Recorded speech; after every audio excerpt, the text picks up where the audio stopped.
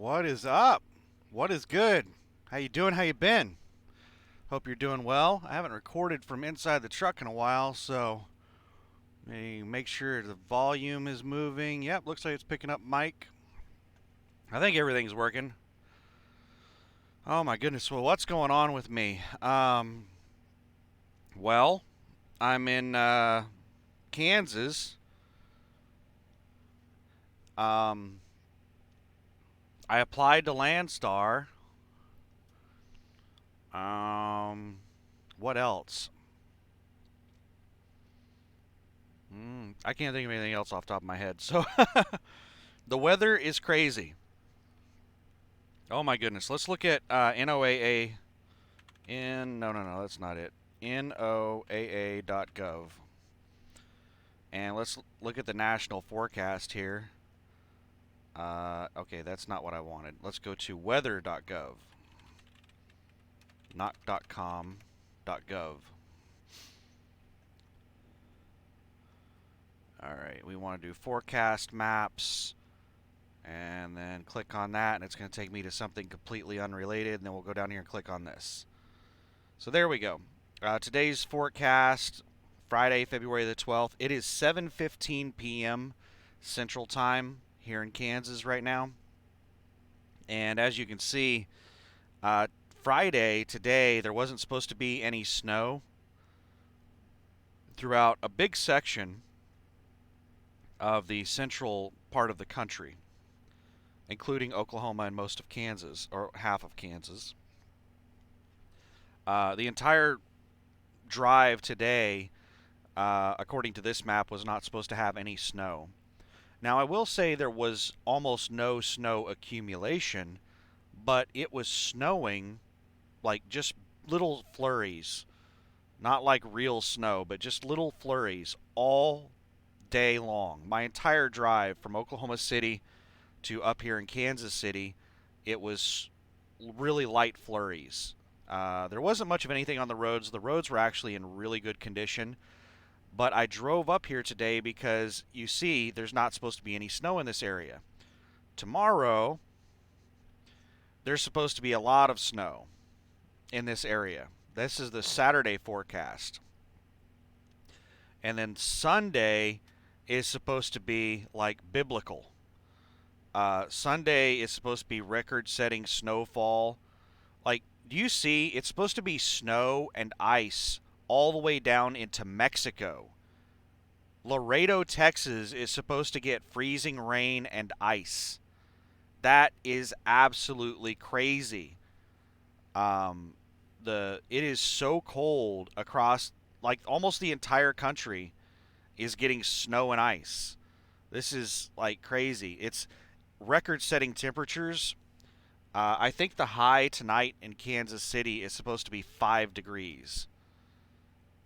Wind chills of like -20. It's uh, pretty damn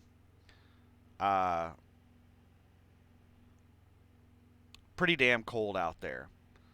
So yeah, I don't really know what to say. It's not getting a whole lot of news coverage. Let's check out the local news now. The local news is actually covering it, but like national news, it's not really getting much of any coverage. A couple of the accidents caused by this storm are getting coverage, but that's about it. They're predicting 14 to 18 inches of snow and 8 to 14 inches of snow in in Oklahoma. That's 6 to 8 inches of snow in Oklahoma is a lot of snow. So whenever they're talking about 14 inches of snow, over a foot of snow, it's going to shut Oklahoma down. You're not going to be able to drive across Oklahoma Sunday and Monday. Maybe even Oklahoma might be shut down. The roads may be impassable across Oklahoma until like Thursday of next week. And that's the reason I went ahead and took this load and got the hell out of Oklahoma, because if I didn't leave when I did, I was going to be stuck there until next week because of the weather. Grocers' advice to shoppers: stock up now before food sells out. When I was leaving Oklahoma City and I was driving through town to get out of town, every single one of the parking lots of the grocery stores was just completely packed. Like, no parking. There were people circling the lot trying to find parking spots at all the grocery stores.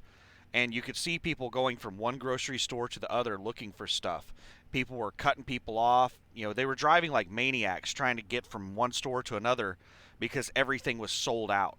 Everybody is stocking up for these storms, and all of the grocery stores are just selling out of everything.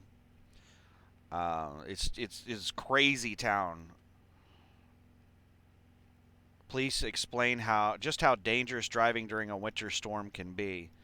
Yep, it's bad. So yeah, this is going to be like some record-setting event. It's going to be setting a lot of snowfall records, a lot of low temperature records in the south because places like Texas, they don't get below freezing temperatures too terribly often. They don't get a lot of snow and ice.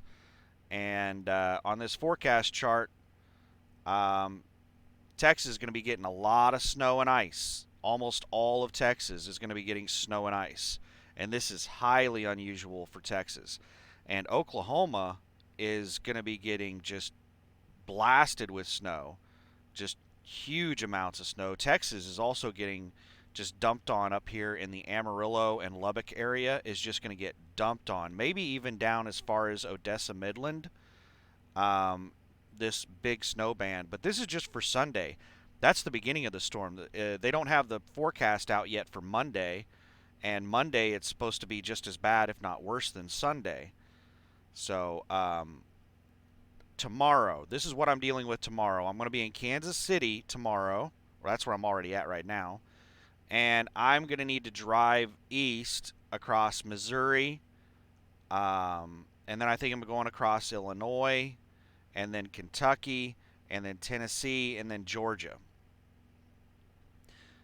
And I am going to be hitting this freezing rain band right here. I'm going to have to drive 100 or 200 miles through freezing rain in Kentucky and Tennessee until I make it down to Georgia. Once I make it to Georgia, I should be far enough south that I'm out of the freezing weather, and it's supposed to rain on me all the way to Fort Lauderdale. I'm supposed to be dealing with rain all the way to Fort Lauderdale, but it'll be rain, not, freezing rain or snow or ice. So, man, this is going to be a crazy trip.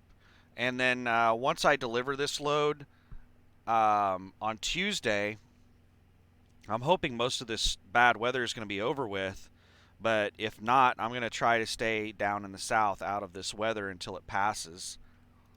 And I'm hoping this is the last major snowstorm of the winter. We'll see. I mean, it's middle of February right now. We're approaching March, so hopefully we're getting toward the end of winter. But let's switch over to Landstar. What's going on with Landstar? Um, Now, one last thing I want to say before we talk about Landstar on my whole load thing was that the reason I drove today and I got here so early, the load doesn't pick up until 8 a.m. tomorrow. I have a pickup window from 8 a.m. until midnight Saturday. So basically all day Saturday. I could have drove up here. I could have left my house Saturday morning at 8 a.m. and gotten here by like 2 or 3 o'clock in the afternoon and picked up the load and then continued driving on.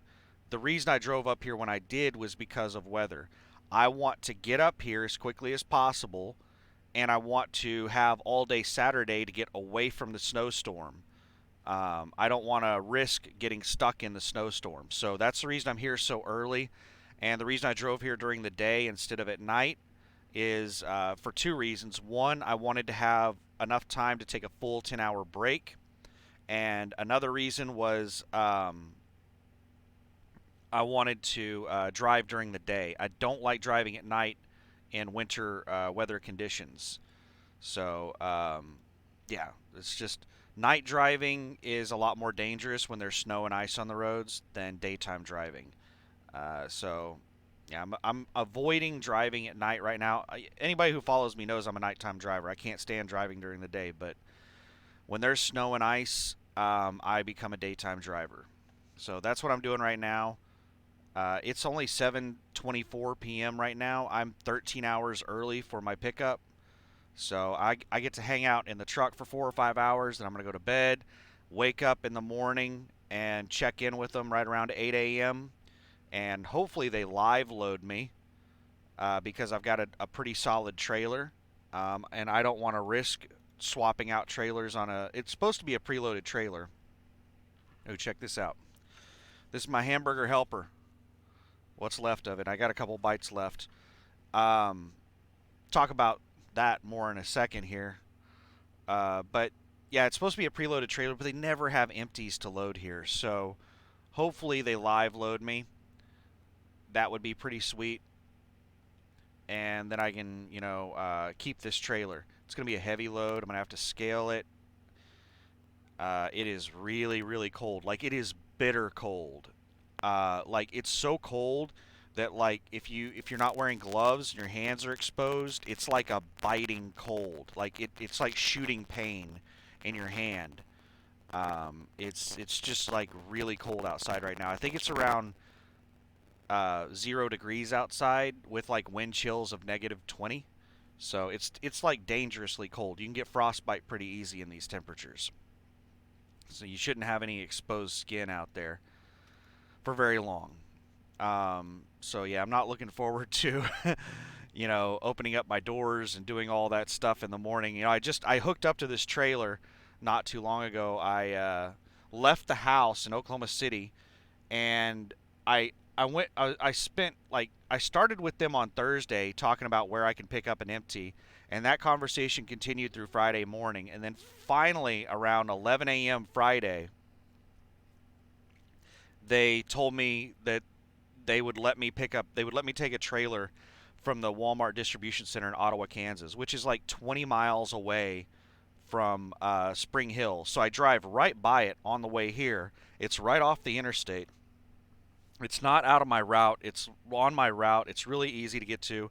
And I was begging them to let me pick up a trailer from there. And they wanted me to drive 60 miles south of Oklahoma City to Pauls Valley, which would be an extra 120 miles out of route. And I was like, come on, don't do that to me. With this bad weather, I don't want to drive an extra 120 miles in bad weather. I know there's an empty in Ottawa. Let me take an empty from the Walmart in Ottawa. And finally, she said that she talked the planner into letting me take an empty from Ottawa. Let me get a swig of this milk.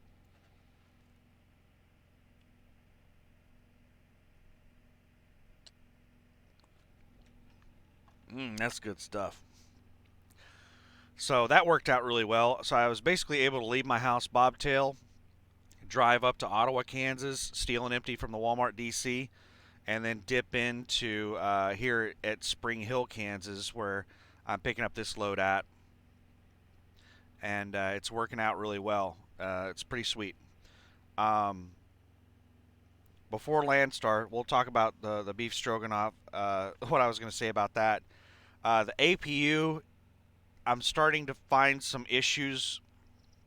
There's some odd behaviors with the APU, but it's putting out a lot more power now. Now I'm able to run the microwave like normal with the APU powering it, and it's actually getting my food hot. I only had to heat this for 3 minutes, and it got it nice and hot, only running it for 3 minutes. So it's putting out, I'm getting as much power from the microwave off the APU as I do off the main engine. So that's really nice. The APU is putting out power. There is a weird thing that I can put it in high mode. I have two modes for heat, two modes for air, low and high, for air conditioning and heating. On the air conditioner, I can put it in high mode, but if I put it in high mode on the heater, it turns off the outlets here. Um, I don't know why, but it turns off the outlets that are powered directly by the APU. Now, I only have one thing plugged up to that outlet, and I can easily plug it into something else, so it's not a huge inconvenience. But it is really odd that it does that. And I'm not even sure if high heat works. It's so cold in here, or I mean, not cold. It's so hot in here that it hasn't cooled off enough that it's kicked on the heater yet. I had it really hot in here whenever I was driving because I just finished standing out in this 0 degree weather, hooking up to this trailer and inspecting it and all that stuff. So I had the heaters blasting when I got back in here to thaw myself back out. I was only outside for a few minutes, and I would get back in, warm up, then get back out. But man, it's so cold out there. Damn. So what's going on with Landstar? For anybody who's been following me, you know that my goal has been to get on with Landstar. Like before I applied with USA Truck, I was planning to get to USA Truck has always been a stepping stone to get me to Landstar. Landstar's always been my objective. I started planning I started researching and planning and everything about 2 years before I quit my job and got my CDL. So um, it's 3 years ago is when I started planning to go to Landstar. I'm not applying to Landstar because I hate USA Truck or they did something to piss me off or anything like that. USA Truck does have room for improvement on a lot of things, but I think they're one of the best places you can lease onto. I think Landstar's better, which is why I'm applying there. But I think USA Truck is not far behind Landstar. It's a good place to be if you don't want to be with Landstar, you know, because Landstar is really strict. USA Truck, not so much. So Landstar may not be for everybody. Landstar is like really really strict on everything. It's really easy to get your contract terminated at Landstar. So if you can't get on with Landstar or you don't want to get on with Landstar, then I think USA Truck is a good company to lease onto. If anything happens between Landstar and myself, then I may come back to USA Truck. I can't think of anybody else that's better than USA Truck. Yeah, Schneider and JB Hunt have more freight than USA Truck, and some of it may be better paying, but Schneider has a bunch of rules on their truck that I don't want to deal with. I don't want to have a truck governed at 65. I don't want to have a whole bunch of cameras and shit in my truck. Um, excuse me. I don't want to deal with all that crap. So, I mean, I might look into JB Hunt. I might consider them. I'd have to figure out like what kind of rules they have. But there's other places I would look into as well. I mean, there's a lot of places out there where you can just use somebody else's authority and run like you have your own authority, picking loads off of the load board and everything. And they just basically, I mean, you're basically running exactly like you have your own authority, but you're giving somebody like a 10% cut to use their authority. But you're paying for your own tags, your own permits, and you're picking your own loads off of whatever load board you want, like DAT or 123 load board or what the hell ever. So you're basically running like you have your own authority, but you're giving somebody a 10% cut off of your money so that you can use their authority. If I get to that position, I would probably just get my own damn authority. I don't really want to bother with getting my own authority though. It's a little bit of a pain in the ass. I mean, there's already an absurd amount of paperwork that I have to deal with being leased onto somebody as an owner operator. To get my own authority is just piling on even more paperwork that I have to deal with, and I'm not really wanting to deal with that crap. So, like if I could find a good accountant that would just kind of manage all of my paperwork and keep like a checklist of shit that I had to do, I might consider getting my own authority if I could find that type of accountant that wouldn't charge too terribly much to do that. Um, I don't know. Maybe I'll consider it at some point in the future. But basically, my plan is that if Landstar falls through, then I'm seriously going to look into getting my own authority. But so I applied to Landstar on February 10th, which was 2 days ago. They contacted me on February the 11th, and they've been in contact with me since then. I've been contacted by three different people, you know, checking up with me, letting me know what's going on, how things are going, and stuff like that.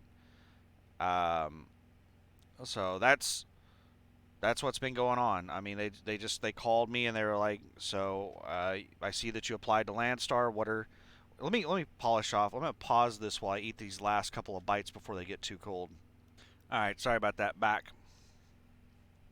What was I saying? Talking about Landstar. Yeah, they were contacting me, asking me just like they're just verifying. Mainly, they verified a bunch of information that I put on my app, and they were asking me. So Trudy is my recruiter.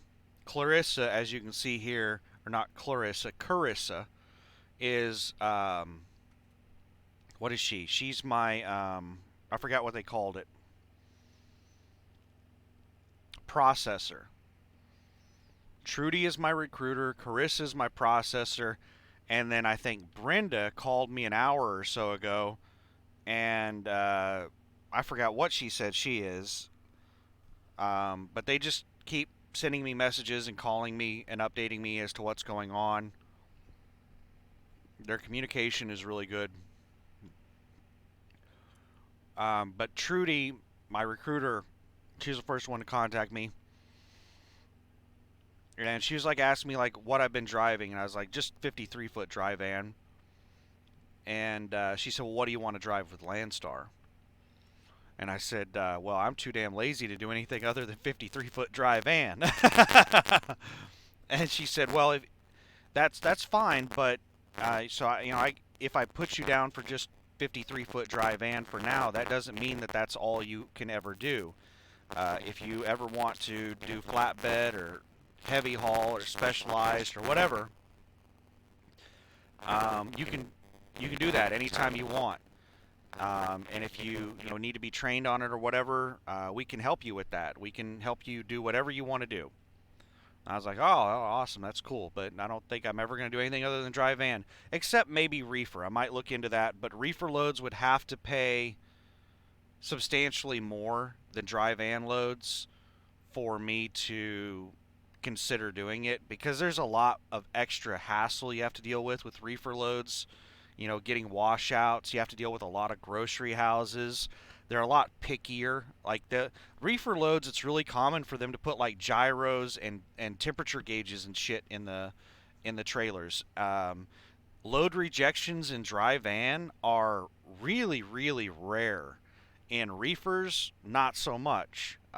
Rejected loads. I've never hauled reefers, so I'm just going off of what I've seen in YouTube videos and what I've heard. And from what I've heard, rejections and stuff are a lot more common in reefers. So there would have to be some extra money in there to offset the extra hassle that you have to deal with. Risk reward. So, but reefer is the only thing that I really would consider. The rest of it, just too much damn work. I'm too fat and too lazy. So, but they were really cool, and they're going through and verifying all of my stuff. They had me scan in pictures of my CDL and my medical certificate in long form, and what else? I talked to her about. I told her, I said, I was planning on applying to Landstar before I even got my CDL, but I had to get a year of experience before I could apply. So I've just been waiting until I get a year of experience to apply, and I'm not sure exactly when I have my year of experience. I might have it right now, or it might be a week from now, maybe 2 weeks from now, but it should be any moment now. If I don't quite have a year of experience, am I going to have to reapply in like 2 or 3 weeks? And she's like, it takes 3 to 4 weeks to qualify you. As long as you hit a year of experience within that time period, it shouldn't be an issue. But if it's after that, then you might have to reapply. And I was like, all right, cool. So that's where we're at with it. Is I'm just waiting on them to do their whole thing, and it's supposed to take a really long time, 3 to 4 weeks, and they just started a couple of days ago. What else? What else? What else? Um, I'm hoping to stay out on the road for 3 to 4 weeks. Taxes are coming up, so I'm hoping to stay out on the road for 3 or 4 weeks. And when I get back home, I will hopefully be qualified for Landstar. So I'm going to have to deal with the transition to Landstar when I get home. This is probably going to be the last time I'm out on the road hauling loads for USA Truck. When I get home after this, that's probably going to be it for me with USA Truck. And then the next, um, what is it? What is it? What was I about to say? Um, so taxes, I'm gonna have to deal with filing taxes when I get done, when I get back after 3 to 4 weeks, and then that's gonna be new for me because it's gonna be the first time I've done taxes as an independent contractor. And then the third thing, what was the other thing? I can't remember. So taxes, the transition to Landstar, and this is probably gonna be my last loads for USA Truck. Those were the three things. That's pretty much it. Yeah. So I'm hoping to get 3, maybe even 4 solid weeks out here on the road. I still have some issues with the APU. They threw some parts at it trying to fix some stuff, and I still have a bad oil leak. They did not fix the oil leak. We replaced a $150 part unnecessarily. So I'm gonna have to put it back in the shop next time I'm at home. But it's a really slow oil leak. I'm probably not gonna have to add oil to it in the month that I'm out on the road. So whenever I get back, uh, I will put it in the shop again, have them fix the oil leak, and that's the only real problem I've noticed. So yeah, I think that's all. The oddity with the you know high heat not working, I'm not gonna try to get that fixed because they're probably gonna have to throw in another circuit board to change that feet. They just replaced the circuit board, and there's probably some compatibility issue. If that's the only problem I have, then so be it. I'll deal with that. Uh, so yeah, we'll just deal with that. But yeah, I'm just sitting here in Kansas City, Missouri. Last thing I want to say before I end the video, let's go over here and let's see if we can pull up his channel. Chasing Mr. Hamilton. Um, this guy is going through. Oh, he's got a new video. Wait a second. No, that was 5 months ago. Nah, he hasn't had a new video since last time I watched him. Um, so he had a $15,000 breakdown. He's a Landstar. He's leased to Landstar. He's an owner operator that is leased to Landstar, and he had a $15,000 breakdown that put him out of business. There's a bunch of assholes um, that have been saying some stupid shit in his comments. Oh crap! Scrolled way down. Uh, like this B Smooth guy right here. Apparently, you drivers don't save or operate right. What a dick. Um, and what's sad about this is B Smooth is one of the big YouTubers in the trucking space. He has a whole bunch of followers, subscribers, whatever you want to call them. And he's just being an absolute dick to this guy. So Mr. Hamilton chasing the money here. There's a whole bunch of people with channel names that are like chasing the Benjamins, chasing Andrew Jackson, chasing Mr. Hamilton, basically chasing the money. Um, he had a string of bad luck, and I can tell you that every small business will go out of business if they have a string of bad luck. Every small business has a breaking point. Small businesses do not have unlimited capital like a large business does. The large businesses, they can have billions of dollars in losses in a quarter and not go out of business. Small businesses can't really have negative years or negative quarters and stay in business. So it's where small businesses are much more fragile, and it's upsetting to see all the negativity of all these armchair quarterbacks talking about how poorly Chasing Mr. Hamilton ran his business. It wasn't just simply this $15,000 breakdown. He had $21,000 in breakdowns and repairs before this, and then he had this $15,000 breakdown. If I had $36,000 in breakdowns over the course of a few months, even the course of a year, that could jeopardize my business. And it's a business decision. If I had a $15,000 breakdown, I would have to question whether or not to pay to have that repaired on this truck or to get a different truck. I only paid $40,000 for this truck. Am I going to pay for a $15,000 repair on this truck? I don't know. It would depend on the circumstances. Um, but I might just trade in my truck and just buy a new truck. So Chasing Mr. Hamilton is not out of business yet. He might be, but he's trying to decide whether to become a company driver or get another truck. Supposedly, Landstar has a whole bunch of programs to help in these types of situations. That's one of the reasons I want to get on with Landstar. Is they have lots and lots of ways that they help you. Discounts on stuff. They help you with financing on trucks. Like they have a tremendous support program. So hopefully Landstar can help him out somehow and get him back on the road. I wish him nothing but the best, but I just want to mention it because it bummed me out to see all that negativity on his videos. Luckily for me, my channel is still really tiny, and I just have a lot of really nice, awesome people that watch my videos, and I don't have these asshats that are just being real negative in the comments all the time. Like, who doesn't have 15K in the bank? Sorry, my dude, this ain't the biz for you. You need help with money management. Like that's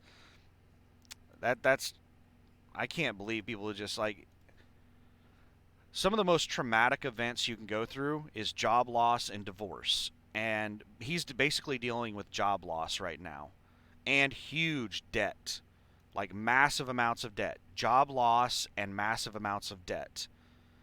Um, and he put it out there on his YouTube channel. He video logs like I do, and he basically talks about everything he's doing in trucking.